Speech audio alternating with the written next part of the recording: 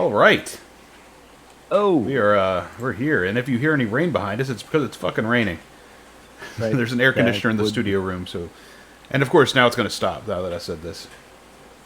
Make you look like a fucking liar. A liar. He's been known to fib a time or two, folks. A time or two. A time or two. So let me just get in my little instrumental, my little introduction this little introduction that I wrote up for this. So, when you check in today, you swipe your key, you order room service via an app, you tap your phone to unlock the door. It's easy to forget that the concept of a hotel evolved over millennia. And in this episode, we're going to travel back to ancient inns, caravanserais, I should have tried to say that before recording, monasteries, stagecoach hops, grand palaces, and the era of chain hotels, all the way to the smart boutique share economy lodging of today. We're about to travel down the hallway of history and check out hotels and how they became to be what they are now. Love it. And cue that's music. and cue music. Wrong music.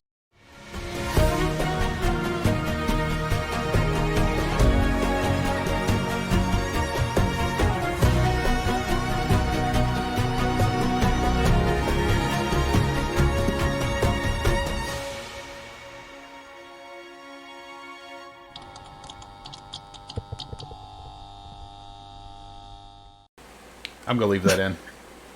That was great. Yeah, I'm yeah. gonna leave that in. It's fitting. Oh yeah, for today it is. For today it is. Absolutely. That was So a pretty good little intro bit. That was real professional of you. yeah, up until that point, Well, yeah, technical difficulties happen. technical difficulties notwithstanding, or certainly withstanding. Yes, yes. So Fine. Part of the charm. we haven't done this in a while.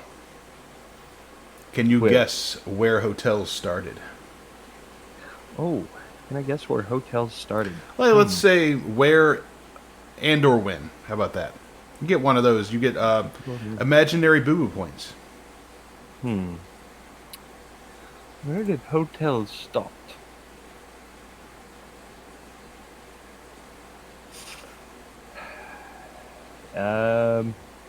I'm gonna go with the ancient Greeks. The location and the peoples. And The the time. location and the peoples. Um, yeah, that's kind of a wide range, but yeah, the Greek. I'm being careful here. Here's the fun thing. There's no exact spot where hotels came from.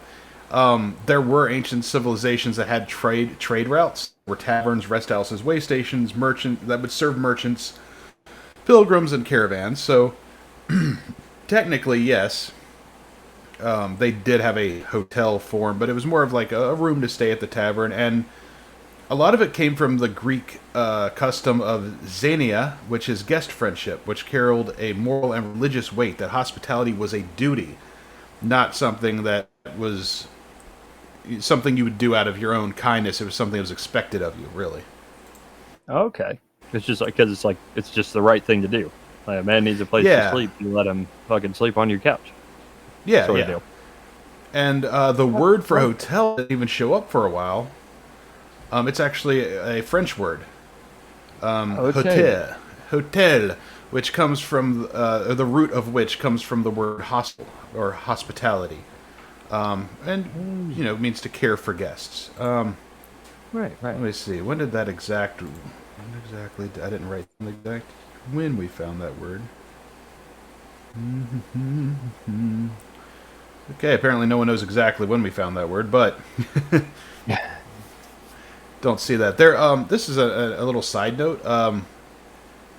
The oldest hotel that is currently still in operation was founded in 705 AD. What? So Holy shit, dude. 1325 years ago. Or sorry, Wow. 20 years ago. It's in That's a, Japan. It is, oh boy, let me try this one. It is the Nishiyama Onsen Kayakon. I know I butchered that. Yeah, But I was gonna say, I think that was actually one of your more confident enunciations. I did my best. My fiance watches a lot of anime, and I hope it rubs off sometimes. Right, and extra points for not using the harsh accent.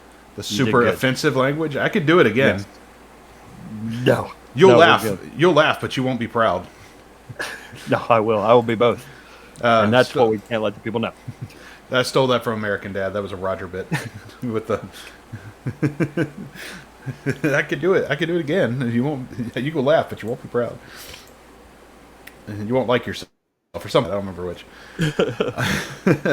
But yeah, that hotel is still in operation. I tried to find prices for it, but it's either so booked up that I can't find anything available for the next year, or they just have shut down their online room ordering thing, or there's a glitch, one or the other. So, like translating, I tried translating their website and stuff, and it's a whole thing. I couldn't find anything out other than it's still in operation. The pictures of the rooms look really nice. There's some awesome mountain views, really cool. Yeah, really really cool. But yeah, so like we were saying, I know that's a little side topic, but it goes back to this Greek custom of exenia, which is guest friendship. The Romans built what they called mansiones, which I'm saying that wrong, I'm sure. Mansiones. I don't know. Mansiones. It was official lodging on the Roman road network for government travelers and couriers. So it was kind of a hotel, but it wasn't. It was more for business people in the government. And it would be like if we had like long travel postage people, and they just had one route, and that was the whole length of that road, and they would have hotels on the way instead of just servicing their local neighborhood. Right, they're like, no, you're not coming to my house to sleep. Now I will build a designated place for you to rest your weary bones. But Right. I've been burned one too many times, you see. Yeah. You know, you give a man a place to stay. Next thing you know, he's stealing your wheels of cheese and your loaves of bread. And you really look forward to that bread. And then the next time you bring me a package and it's all broken, it says fragile on the outside, and yet you still broke it. I let you stay here, eat my food, drink my wine, fuck my wife, and then you do this. Right. I mean, come on. I've been nothing but good to you. And this is how you repay me by breaking my fucking package? Maybe if the wife was a little better. No. That's what it boiled down to, not the free stuff. Your wife was reluctant, and that angered me. I think the word is starfish, sir. Oh my god. So we're gonna skip ahead to the medieval time, because this was how it was throughout most of, before medieval times. Most of it was like that. It was just, they'd be able to stay at friendly houses. There might be some taverns or whatever that might let people crash in the stock room or something if they were, traveling a long distance. But for the most part, it was relying on people's generosity. Wow. Do you imagine still doing that? Like, just like, oh man, yeah, you need a place to stay? Yeah, come on over. Yeah, like let's say hotels never existed, right? That's what we're going with. So The no wife air is primed and ready for you. Nudge, nudge. I warmed her up for you. So that would mean no Airbnbs, no hotels, none of that stuff, and just having to travel. Like you've been with me. We've traveled North Carolina together. Can you imagine just having to knock on people's doors until you find somebody willing to take you in? I'm from here, but I could really use a place to rest tonight. Car's a little uncomfortable. And that guy's like, how many people have you killed? How many dead have you killed? Why? You're like, why are you tilting your head so much, sir? What are you talking about, dude? I haven't killed anybody. Jesus Christ, I'm on vacation. He just turns around, Carl, we can't trust him. All right, you fucking weirdo. I don't want to sleep on your couch anymore. Yeah, I'll go knock on the neighbor's door. Yeah. Okay, he's not such a weirdo. Dick Grimes. Take some damn medicine. Take some medicine or something, man. That neck shit. Hey, we keep hitting Go. We've lost everybody. Nobody knows what we're talking about. That's all right. Or why it went into that. I don't know why it went into that. That's you. Look, you knock on enough houses in North Carolina, eventually you're going to find Rick Grimes. It's just how it is. That's right. There's a lot He of is Rick cookie Grimes in cutter North Carolina. Kakalaki. For a guy who's from Europe and lives in Georgia in the show. Anyway, so in Europe, monasteries, abbeys, and religious orders often maintain guest houses or hospices, offering shelter to said travelers and pilgrims, and sometimes free or modest cost stays. So for the, they might charge a little bit, and I've read some that they might expect some chores to be done or something like that. Not, they won't make you pay much money, but you have to help them with their daily chores or whatever it is, because that's kind of how it was back then. I feel that's a pretty fair trade-off. Yeah, I'm giving you a place to sleep. Yeah, at least you could do is from the element. At least you could do is come out here and help me smack my cow's ass. Like, what kind of job is that? It makes butter. Best to keep kicking me in the same spot, and I'm sore. Okay, so you do it. You can sleep here for the night. Oh, I wish I had a slap noise I could add in here. Whoopsh, whoopsh. Around this time is also when private inns begin to emerge, especially along these trade routes and roads, and they catered to the merchants and as well as the previously mentioned the pilgrims, the travelers. So basically, people were doing it for free, and somebody, it doesn't really know who, decided, you know what, I can make some money on this. Let me just open up a place just for this. You fools are doing it for free. Let Oh yeah, and they've got their own. Forget the name of it. They have the bar in some hotels when it's fancy enough, and you have to buy things or you take something from it. Now, oh, look at this bottle of water. I'm really thirsty. Okay, now you got $20 added to your tab at the end of the hotel stay. I like to think there was like a medieval equivalent of that. Or they're like, grab what you want, but just know we know what you take. Okay, you're gonna pay for it. And room service then, I guess, was more like, hey, you just start screaming until someone comes in there, and then they just kick the door. What the fuck do you want? Cheese wheel. Hello. And the fat innkeeper comes in, and he's like, would you let me sleep for the love of God? Yeah, I will, as soon as you give me my fucking cheese wheel. Jesus Christ, whose leg do I gotta hump to get a fucking wheel of cheese? Whose cheese wheel do I gotta fuck to get a wheel of cheese around here? I will turn that cheese wheel Swiss, motherfucker. Oh, God. Oh, and in the Islamic world around this time, caravansaries, yeah, I think I'm saying that right. Caravansaries serve as roadside inns for caravans. It does sound right. So yeah, they offered shelter for caravans, or they were caravans rather. They offered shelter, water, stables, and relaxation in the desert during these long routes, because the desert, believe it or not, is big, empty, and very desert-like. I would have never guessed. No. So it was nice to have like a little place to rest and have some water, some desert temperature water. As was the style at the time. Oh my God. But they also had, go ahead. God, just hot water in a hot desert, that just sounds horrible. Oh, It sounds horrible. I'd be like, is this pee? I'd be like, shut up and drink it. Are you thirsty? Yes, very, very. Drink it. Okay. Is it pee? And the guy's like, no. You sure this water's got a little bite to it? That was the pee. They're like, no, that was the water jug. That's the piss jug. My bad. Always mix it up. Probably shouldn't set them right next to each other either, to be honest with you. You think? So they also had what we call staging posts and relay stations. It was places where horse teams could be swapped out, so travelers could also rest. Basic food provided, such as breads and meats and cheese wheels that had previously been fucked by other tenants. Right. Oh, what, you don't like Swiss? Get over it. Swiss isn't even a thing back now. This shit got a little bite to it, man. the Swiss. Like, why is this cheese so tangy?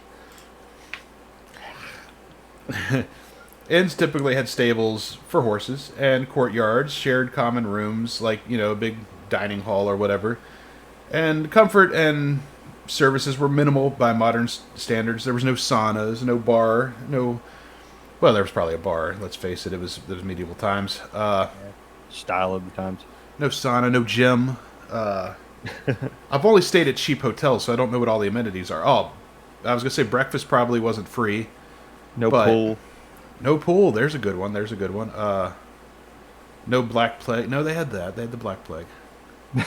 No little playground right next to the roads, dangerously close to the roads. No geese. I've seen a lot of geese at hotels. I'm not going to elaborate on that. Yes. I don't think you have to. I think anybody who's anybody knows exactly what you mean. They should. So, from around the mid-17th century onward, more reliable roads were being built. Stagecoaches and regular travel became more prominent, and lodging points for coach and mail passengers also became more prominent to go along with these things, and inns were spaced to match the typical distance a coach could travel before needing fresh horses, rests, and meals. So they became more organized, basically. Whoever were, these innkeepers started to, okay, I've got one here, and so he's planning one, so he's going to go another how many miles down the road or whatever they called it back then. I would assume something funnier, but I'm stuck on the switching of horses. Like, you just here, take these tired old bitches. I need some fresh ones. They're coming right up. I guess so. I never really gave it much thought, honestly. Let's see. Travelers switch horses. Google. Do your thing, Google. All right. Somehow make me more unsure than when I initially thought the question up. So, of course, as we already knew, I'm sure you already assumed this as well, they would do it to reduce the physical strain on the horses because it's a long journey. But it would also improve the speed because the horses were fresh and rested and, I don't know. I can't really see any I get the logical side of why you do it, but just you're wondering, are these here's what I figured out. Okay, so there is a long forgotten company. Let me make sure I got this right. Okay. All right. So back a couple years before, God damn it! I hate that everything's so jumbled. All right, so I'm just getting to the basics of it. There was a company that's long forgotten now, but it was basically rent a horse. And so you'd rent a horse in one place, and then you'd arrive to the next place, and you'd grab another horse, and you'd trade them out, and they would ship them back to the old place. I don't know if that's really how it worked. I just made that up, but it sounds like it'd be logical. It sounded good. Damn it. I think it was kind of that thing. Like, I'm assuming on long enough journeys, the people that owned said wagon and horses probably did have a way of, between each stop having more horses ready, and because most of them were merchants and stuff like that. If you were a traveler, you probably weren't doing that, unless there was a rent-a-horse system. If anyone wants to let me know. Yeah, please. Because I'm sitting here wondering, the people, driving the caravans and shit. Is it their horses, their private horses? I guess that's where my contingency is. That's fair. The merchant or the caravan, is the whole wagon and the fucking horses owned by the merchant company, or is everybody driving these fucking caravans they're driving it because it's a private ownership kind of deal, they're. Yeah, you see what I'm getting at? Yeah, I do. I know exactly what you're saying. I just wish I had a better answer for it because coaching and stable. Oh, okay. Here's something I found out. Okay. All right. So for about 200 years from the mid-century or 17th century, there was a type of inn called a coaching inn, and that served as a place for coach travelers to rest and lodge. And in other words, it was a roadhouse. I'm not making that up. But coaching inns would stable teams of horses for stagecoaches and mail coaches and replace tired teams with fresh teams. and traditionally they were about 7 miles apart. So I know that doesn't completely answer your question, but it sounds like to me, if I can deduce from what I just read there, that it probably belonged to the coaching ends. They were the Yeah. ones to supply the horses, and then they would, trade, or they go back and forth. It kind of was like a rent a horse. It sounds like. Yeah, right. That's what it sounded like.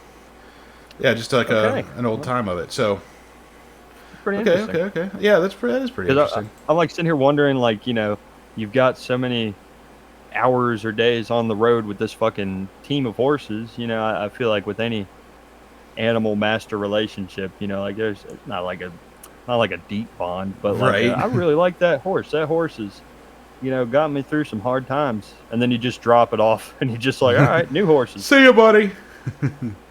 Well, it was nice knowing you. See you when you're glue. Oh God. So that's horrible. They also around Yeah, this time began to offer set menus. So like the taverns would offer particular, because most of the time when we'll get into this one day when we do a history of restaurants and fast foods, because the culinary arts has a pretty interesting story to it. But around this time they start offering a set menu instead of just soup of the day. More formalized service, so it was more treated as a profession instead of just a there's a bed, knock yourself out. Here's a And bowl of perpetual stew. and they also began adding like maybe a second floor to some of these buildings to lodge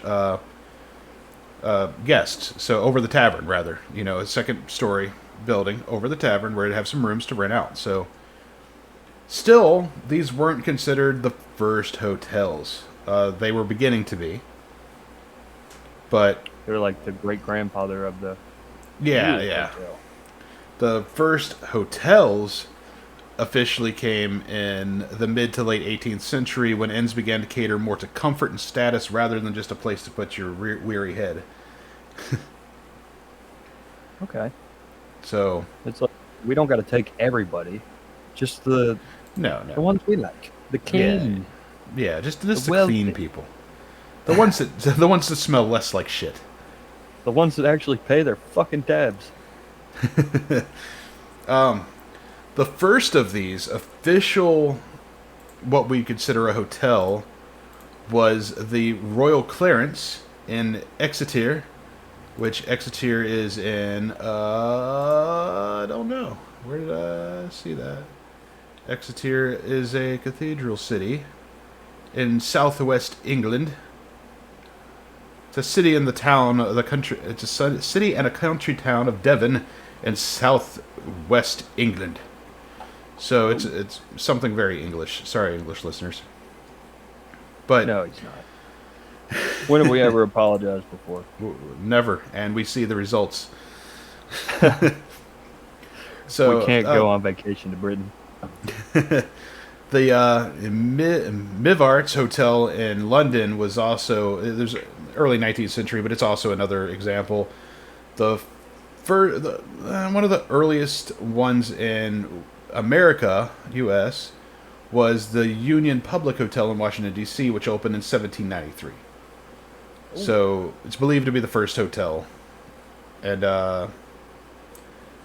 yeah, so that's when we officially became it became a thing of comfort instead of just a place to sleep.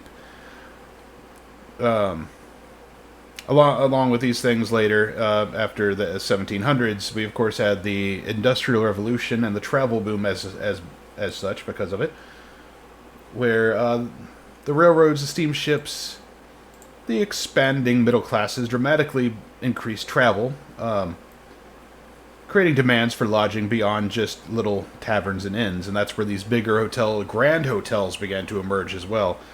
Huge, opulent, with numerous services. They wouldn't just offer, here's the perpetual stew of the day. They had restaurants, they had Perpetual stew of the ballrooms. century. Yeah, that's true. They had electric lighting in some cases and elevators during, the Industrial Revolution, like the 20s and shit. Well, it would have been earlier than the 20s, but I'm for some reason in my head I'm thinking like Boardwalk Empire type of shit, but I know it's earlier than that. The concept of branding and standard services and scale began to. This is where we began to see the idea of a brand, which would later evolve into chains. And in the Europe, and it's particularly in Europe and U.S., the hotels which strive to outdo each other in architecture, grandeur, and technological novelty, such as using gas lighting and plumbing, and of course elevators aforementioned. They would try to outdo each other, and just became a keeping up with the Joneses of the hotels down the street, as opposed to just nice, hotel. They just kept on trying to outdo each other ridiculously. Like, stay here. No, stay here. Stay here. Sleep at Joe's. Like the Eat at Joe's. Zzzt, zzzt. Old cartoon joke. So, moving on. In the early 1900s, the first hotel chains and entrepreneur hoteliers started promoting consistency across their products. So this is where the branding became changed in the early 1900s, where we started to branch out to, don't just stay at this one. We've also got one over here and over here and over here and over here, like, that kind of thing. Yeah. The chain. I was thinking of another word. And the guy who was often credited for this was a man named Ellsworth Statler. He's often credited with pioneering the modern hotel chain concept in the U.S., opening multiple properties with consistent standards in the first decade of the 20th century. So, like in the early 1900s, the 1910s, whatever, he was the one who was like, I can make this a big thing. I think it's interesting how, I wonder if chains, like as a concept, like the idea of same name, different location, you have the same expectations out of a place. I wonder which industry started that? Yeah. It's a good question.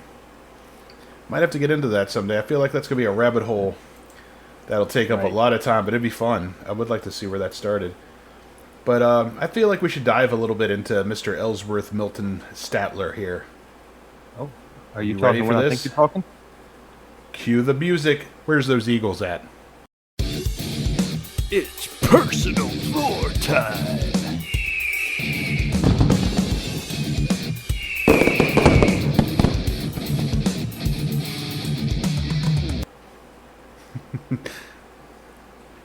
Still think you should leave the fart in there. I know. I'm going to fix that one day. I just didn't have time to do it today. Nah, not today. Right. Not today. So we're balls deep in this subject now, baby. We are. Ellsworth Milton Statler, or EM as he was called, was an American hotel businessman, founder of the Statler hotel chain, which we'll look into as well. I've got a little sidebar. He was born in Somerset County of Pennsylvania in 1863. He built the first permanent hotel in 1907 in Buffalo, New York, and it was also the first major hotel to have a private shower and bath and running water in every room. So that's a pretty big deal. Huge. Yeah, that is a pretty big deal, honestly. Yeah, for the times, for sure. I bet that's like, wow. Imagine it getting better than this. Yeah, and it gets better though, because that's all we know about him. Just kidding. No, there's more stuff. Yeah, he had a bunch of hotels in the New York, Pennsylvania areas, and eventually, let's see, not eventually, he died in 1928, unfortunately, so he was only doing this for about 11 years, and created, this big standard, and the company that he founded, the Hotel Statler Company, built several other hotels after his death, but they sold to Hilton Hotels in 1954. Oh, I've heard of them. Yeah, we've all heard of them. He unfortunately, he was only 64 years old when he passed away. Died of double pneumonia. At exactly 6:05 a.m. How punctual. Yeah, he was known for his punctuality, and he told everyone around 6 o'clock that, hey, in 5 minutes, I'm gone. Right. You fucking place bets, people. Yeah. I'm always right. See you guys later. I'm out. Yeah, I It's don't like- want to live on this planet anymore. I don't know why it's so specific about his time of death on here. Unfortunately, yeah, we don't know a whole lot about him, but he had. Let's see, he had a shit ton of kids. No, sorry, he raised 4 adopted kids. Did they have any of their own? No, he only had adopted kids. So I guess his hotels I got a narrow urethra. his hotels weren't getting that much action. I guess. Right. Right, I could see it. Fucking wife is like, you're always so wrapped up in your hotel motel nonsense. You're my husband. We haven't made love in a decade. Like, what do you want from me, woman? What do you want? I'm still waiting on room service. Right, I'm waiting on room service. I want kids. I'm pushing 25. I'm middle aged. Right. And he's like, oh, I got you, bitch. Okay. That was you want good. kids? Watch your words. He went out and fucking, adopted up a bunch of little Native American kids. That's actually where you're wrong. He found most of these kids left in the hotel rooms and just took them. Or Fuck people them, couldn't huh? pay. Somebody comes in one day and they can't pay, and he's like, I could kill 2 birds with 1 stone here. My wife really wants children, and you need to pay for your room. I think I know what we could do. Right. Quite frankly, she's ghastly, and I have no fucking intentions of porking her. And let's be Oh, honest, cool. kids were like a dime a dozen back then, so, Yeah. still are. Anyway, No. Wait. No. Anyway, so that's all of the personal lore on him. One thing that helped his hotel chain concept survive and thrive was the growth of the automobile. Okay. It gave rise to motels. Do you know what motel stands for? Motor hotel. Spot on. Good job, Boo Boo. Right on. Good God, I'm job. right. Good with Yeah, I context feel clues. like we should give you. All right. Even a broken clock is right twice a day. What I always like to say.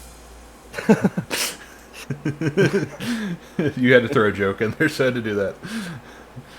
But those the motor hotels, the motels were lodging specifically catering to travelers by car, offering convenient parking and direct room access. So, difference between a motel and a hotel, as you probably already know, but just for our listeners, a hotel, you go inside. You got the hallways and all that stuff. A motel is when the doors to your room are on the outside of the building. Okay. So you just drive by and you could see like their fucking door window right there. Yeah. That's the difference between a motel and a hotel, is because the motel is designed for in and out, quick. Get your drug deal done and get out of here. Right. Please don't do it right in the courtyard. We can see you. No, we paved over that pool for a reason, sir. Right. I want to swim. Too bad. So, as we said, the electricity and stuff, that was already kind of being established, but as time began to pass, they gradually became more and more of a standard throughout all hotels and not just the upscale ones. In-room telephones began to be a thing, as well as air conditioners, which I'm sure was a welcome relief, because you know how stuffy a hotel room can get? God. Right. Jeez. That's probably like peak Yeah. hotel motel appliance, because you're goddamn right. It's like a fucking Yeah, box in it's there. like, it's awful. There's nothing like hotel cold or hotel heat. Absolutely. Or motel in this case. Something that kind of came from the hotel, how these upscale hotels had a restaurant. Mm-hmm. I want to make sure I got this right, because I feel like this is a note that I may have accidentally put in here, which is weird. I did some of this research while I was very tired. I've been stretching myself very thin lately. Stretching? No, spreading. Both. Gaping. I've been gaping myself pretty thin lately. Right. You can see our man is wearing his swag too. Yeah, I'm wearing my work shirt right now. Right. Always on the clock, this man. That, and I've got no clean shirts right now. We have to go do some laundry.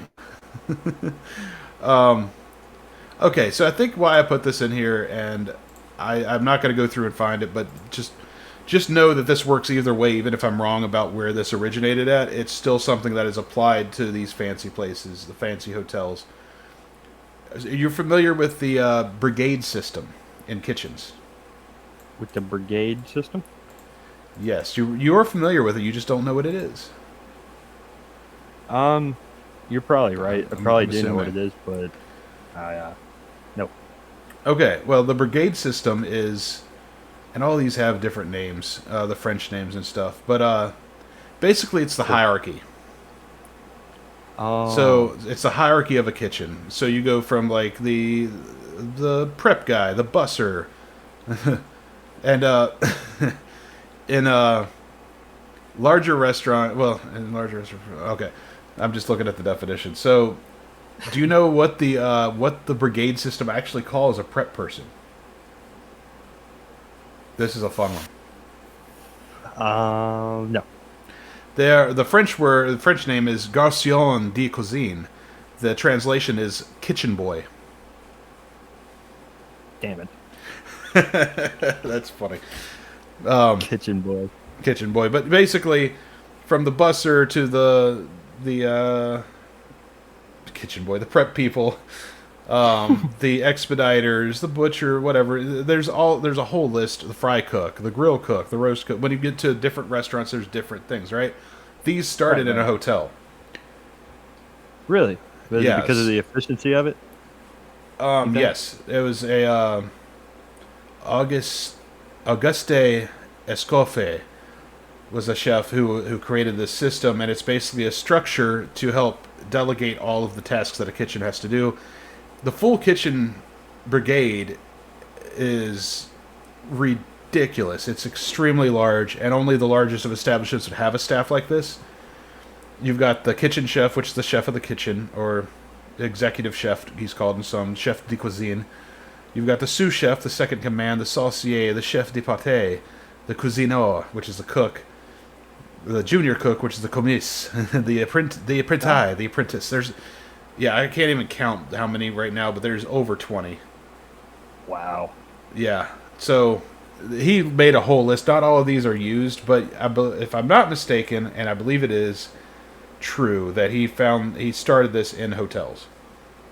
So and that comes down to Incredible. to the modern brigade, which also has like what we know because we work together at a restaurant, the kitchen managers, the general manager. When you're especially when you're in a corporate kitchen, Yeah. all those things evolved from the brigade system that Auguste Escoffier organized. And brother, there is nothing quite like a well-oiled machine of a kitchen. Shit is I fun. wouldn't know. Yeah, me either. I've worked at some good kitchens. The reservation system around this time actually began to evolve. Some early hotels even had telegraph and telephone reservation systems. Oh, it's cool.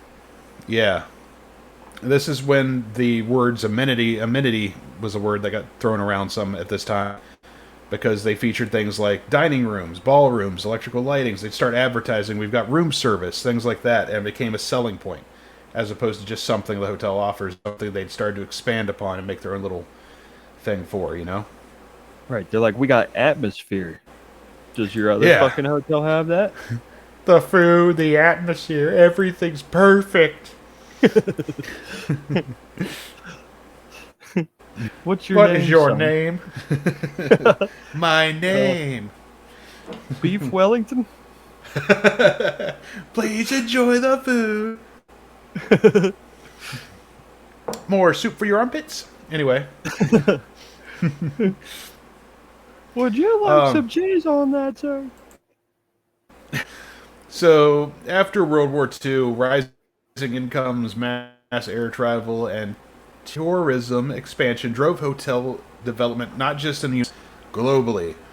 The growth of resort hotels, vacation destinations, theme based hotels, and convention hotels, that all started to really peak up after World War II, and it became where some of these things, like a vacation trip was something often reserved for those with, the wealthy people for many, many centuries, going back probably to ancient times.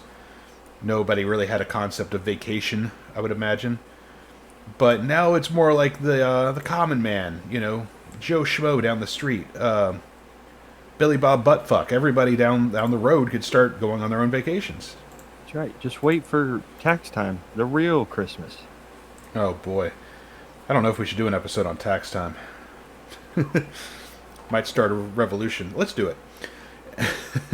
Right, because we're like, paying taxes is actually kind of good. They're like, kill them! Kill them! JK. God damn. And whenever it starts charging, I'll be like, we'll get to it. Right, chill out, man. God damn. So, this is when the large hotel corporations began to emerge as well, unfortunately. And this is where the corporate bullshit, like the franchising models, the brand segmentation, the luxury, upscale, mid-scale, and economy versions of each brand became a thing. Boo. Wear your slacks. Tuck your fucking shirt in. We are professionals. Yeah, so this all began to evolve for quite a while until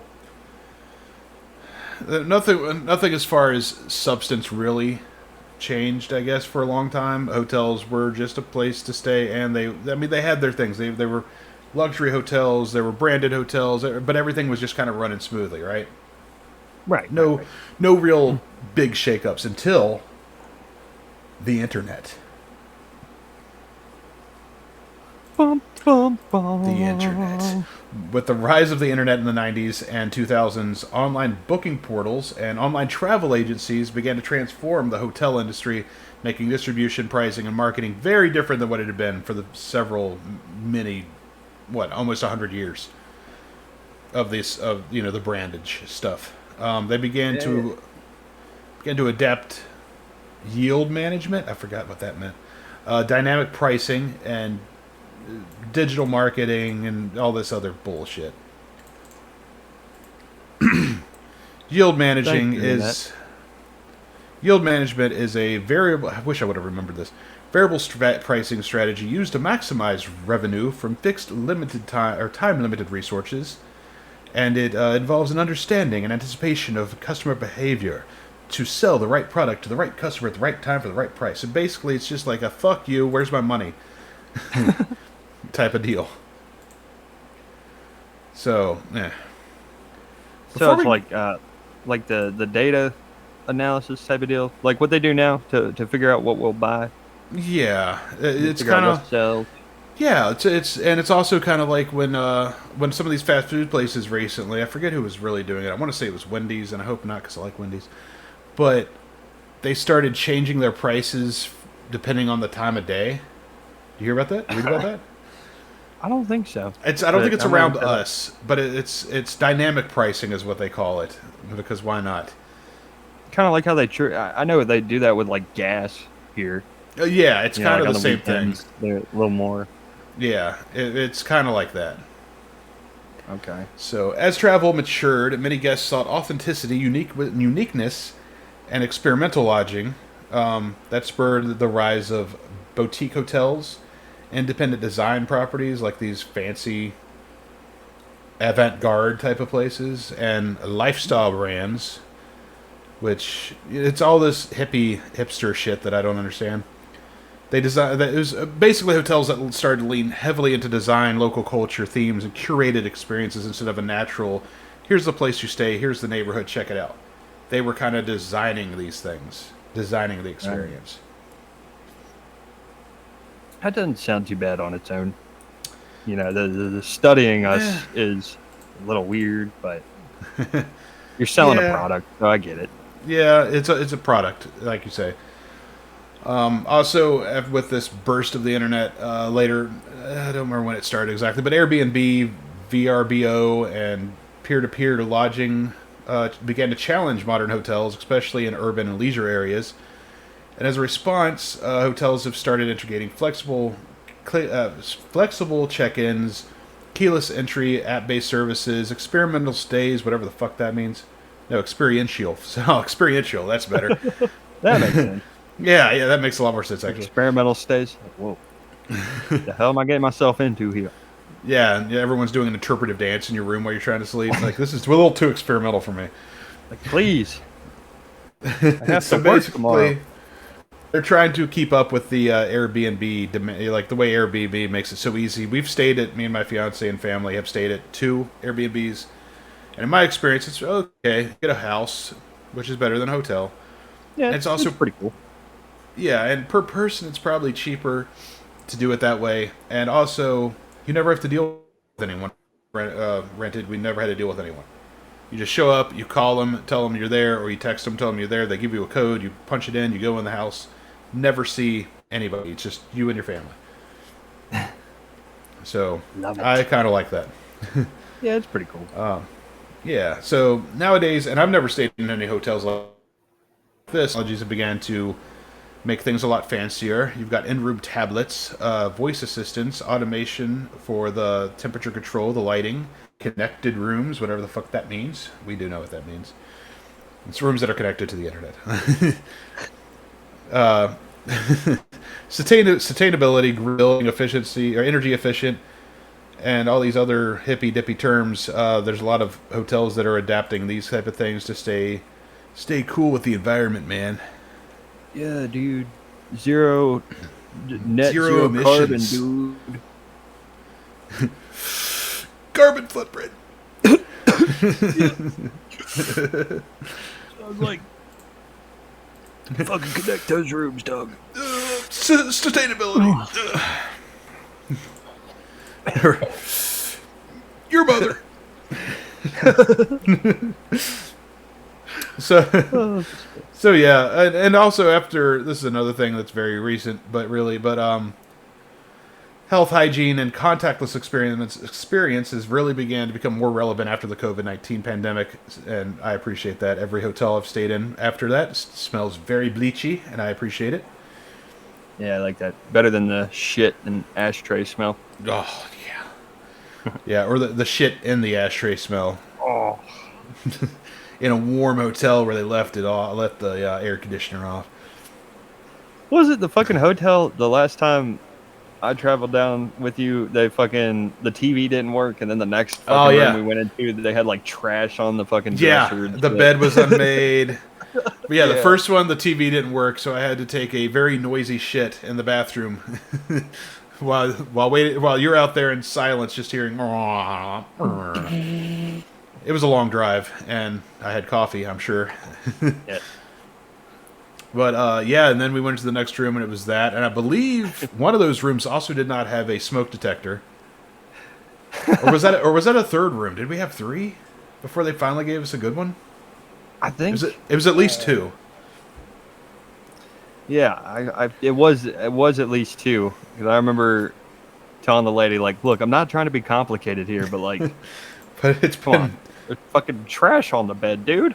Yeah, that one, other than that, and the fact that the bed was unmade, would have been acceptable had it not been for that. Yeah. Right. Can't have a hotel with no TV though.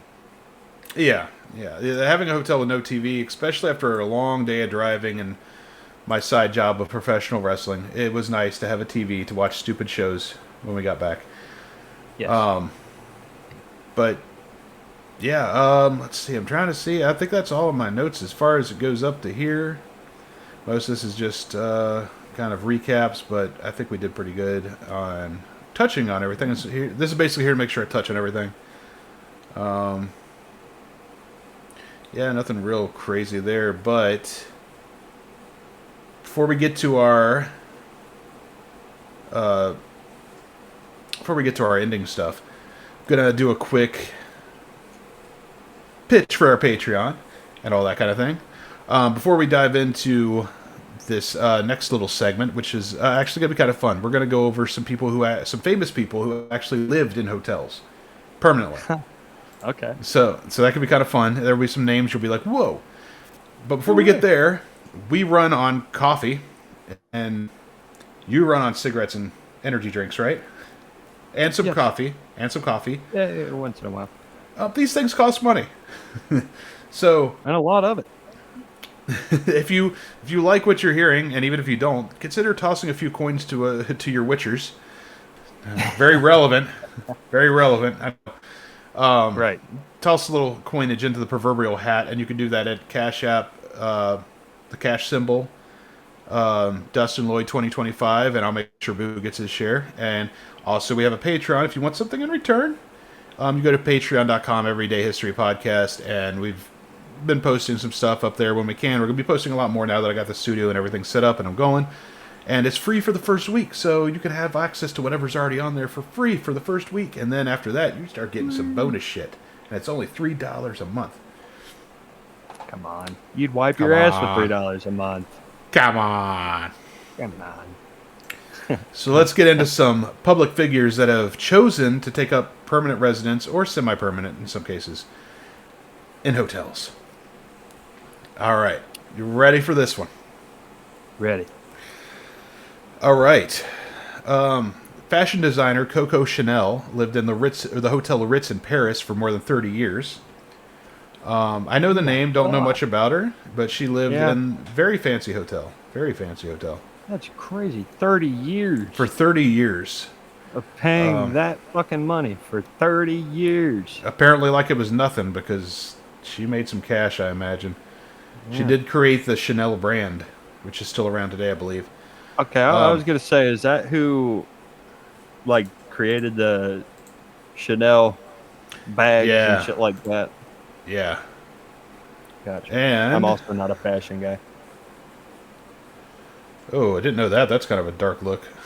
Oh. Let's see. What?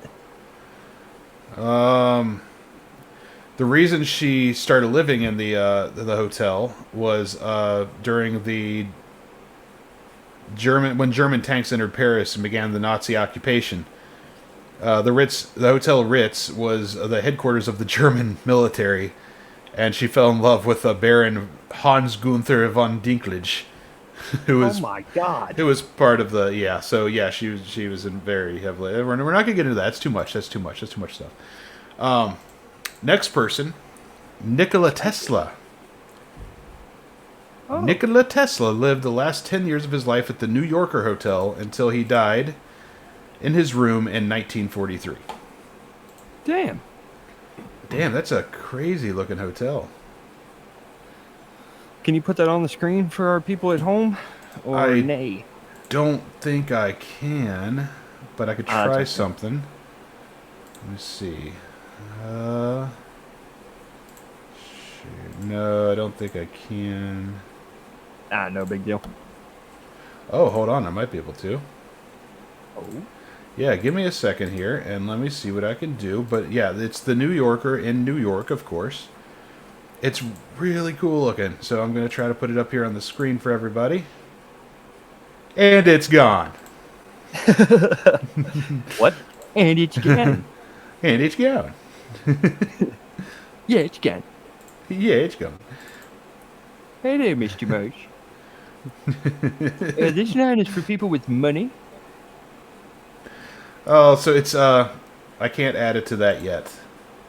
Okay. It's a beta thing that's on the what you calls it. Oh, hold on. I might be able to. Let me make sure that it actually works. This is from the Wikipedia page, and we're going to see if this works. I've never tried this before, so let's see. Oh! Did it work? Look at that. I can see it. Awesome. Okay, yeah, that's the New Yorker Hotel. That's where he stayed. What a strange looking building. It's pretty cool. I like it. Yeah, it's definitely different. It's not just straight up. It's got it's almost got like the tree kind of thing going on. Yeah, it's pretty wild. Yeah. So moving on, the next person who lived in a hotel for quite a while was Larry Fine. Do you know that name? Not familiar with him. Mm-mm. Oh, you're familiar with him. You just didn't know his full name. He was Larry of the Three Stooges. Oh. Yeah, his last name was Fine. He and his family lived in hotels because due to his extravagant spending habits for one, and also his wife really disliked cleaning the house, so they lived in hotels. Valid reasons. Yeah, first he lived in the President Hotel in Atlantic City, and then they lived in the Knickerbocker Hotel in Hollywood, and finally in the late 1940s he bought a home. but for the most part, I hear a ferret. you do hear a ferret. That's So- right. Little did you know, folks, that Dustin is also Dr. Doolittle now. Here, buddy. No, you just went out. All right, so we're gonna wrap this up. I'm gonna see if there's any other names real quick because Coco wants out of the room, I believe. Come here.